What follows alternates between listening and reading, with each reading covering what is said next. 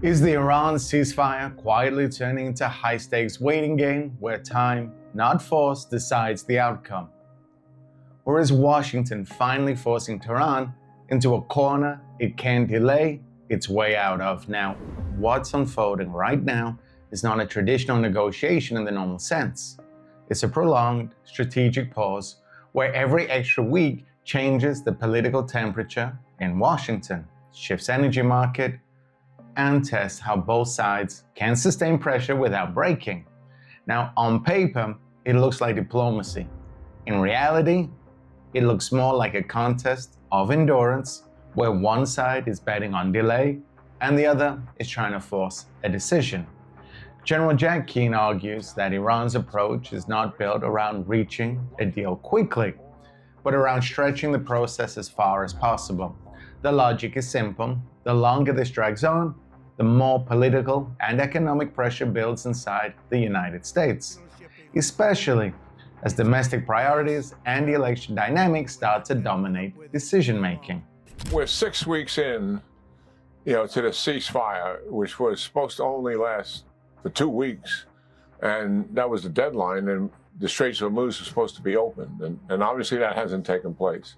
And I think we've looked at one deal after another, and any deal that's acceptable to the president has been very elusive here. I think we have given the Iranians plenty of time to make up their mind that they're really serious or not about making a deal. And they're not serious about it. No. What they are serious about is stringing this thing out. And that's a very accurate description of what has taken place and what is their strategy. They believe that the longer this takes in terms of negotiations and promising in the future something better in terms of a deal, and then it doesn't really materialize, that is in their interest because they believe the political and economic pressure on the president increases, particularly as you get closer to the midterms and oil prices begin to fluctuate some more. That's their strategy. Believe me, I don't think their strategy has anything to do with making a deal. And I think what they really have in mind is that they don't want the president for sure to return to combat operations. They would just like him to wash his hands of it and declare victory. And certainly that leaves them in charge. And even if we made a deal, let's assume they met all of our obligations in terms of a deal, we're going to have to finance their recovery because they're going to want frozen assets removed to a certain degree to begin with, and then maybe later on based on behavior. And the same thing with sanctions. And what does that do? That means that we're going to deal with this regime for years to come. That was not the intent when we started this. We said we were going to weaken this regime so it will no longer be a predator in the region, certainly have a significant amount of ballistic missiles, which are a major threat in itself, a nuclear program, and support for the proxies. And we wanted to weaken the regime so it would be vulnerable to the resistance of its peoples, so damage it militarily and economically that it would be difficult for them to carry on. We were not physically changing the regime, but we were putting it on a pathway to collapse. If we cut a deal and give them the money to recover, that obviously sustains this regime. I think it's a gut punch for the Iranian people, and really it walks away from what our initial intent was here. We can accomplish all of what we started out to do. After all, the military operation would have been completed by now. Right. As we all know, we had 2 more weeks to go, and here's where we are. One of the things I think that is concerning the administration, although not stated too openly, but it has been reported, is the concern that what Iran will do to retaliate against combat operations will light up the oil and gas infrastructure of our allies and partners. Well, number one, they have been defending that quite successfully up to now. 2, if they needed additional help, I'm confident Admiral Bradley and his team would be more than happy to put together a defensive plan that would assist them, just like we have one for Israel, who asked us for help. So these things are doable. And the reality is, let's give some credit if we go back to combat operations. At the same time, Keane's broader point is that it's not happening in a vacuum. The US still holds overwhelming military leverage, but that leverage only matters if it's translated into timing, pressure, and credible escalation.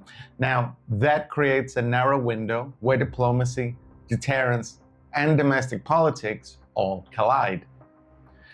This is a war of time, not just force or diplomacy. Iran is betting on delay to outlast US political pressure, while Washington is trying to force a decision before the window closes. In this kind of standoff, time itself becomes the main weapon. We've had 6 weeks of gathering intelligence here on people, targets, and things. And what we are about to do is devastating, more significant than what we did in the previous weeks because of that reality. And give some credit to our military ability to retaliate quite effectively against Iran's ability to conduct these attacks that people are so worried about. We want to treat that capability rather significantly. And we all know that President Trump is what I refer to as the backstop. He's not going to take a bad deal. He's not going to accept something that doesn't meet his objectives. My point is, I don't think there's any chance these guys are going to put something on the table. It's been 6 weeks. That's going to accept it. And let's get on with what we need to do and finish this once and for all, with the reality that there are political issues out there. I'm not dismissive of them, that there are economic issues. Let's get it over with.